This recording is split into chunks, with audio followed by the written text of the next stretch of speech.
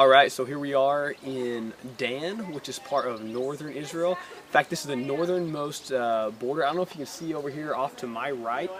There is a town that is actually not in Israel, that's actually in Lebanon.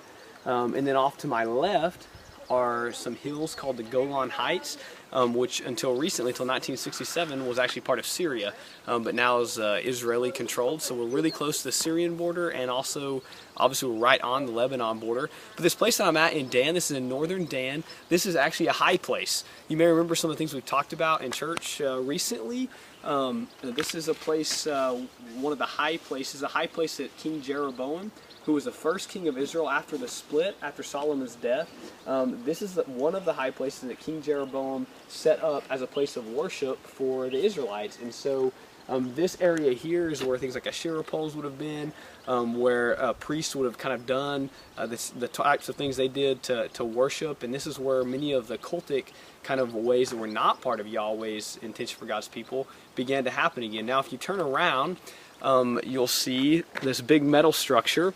Obviously that was not metal in the time, but that is representative of the altar that was here at this point. And so what would have happened is when it was time to make these sacrifices, there's some steps on the other side you can't really see from here, but the priest would come up the steps, stand on top of the altar, and make the appropriate sacrifices. This has been a spot of cultic worship for many thousands of years.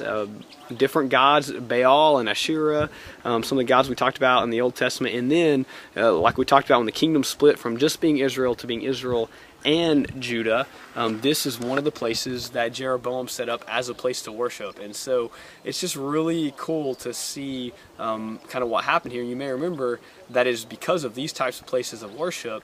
Our guide Nadal said this was the beginning of the end for the Israelites. This was the beginning of the end for the Israelite people, the kingdom of Israel, because they began to forget who they were, and they began to worship this golden calf that was set up here, and they were supposed to be worshiping God, but really this politically motivated decision to keep the people of Israel from going down to the southern kingdom of Judah ended up leading them away from God, away from Yahweh, and ultimately led to their destruction at the hand of the Assyrians. And so again, we're in northern Dan, northernmost border of Israel, at a high place, the high place that Jeroboam had set up for the people of Israel and had been used before that by the Canaanites.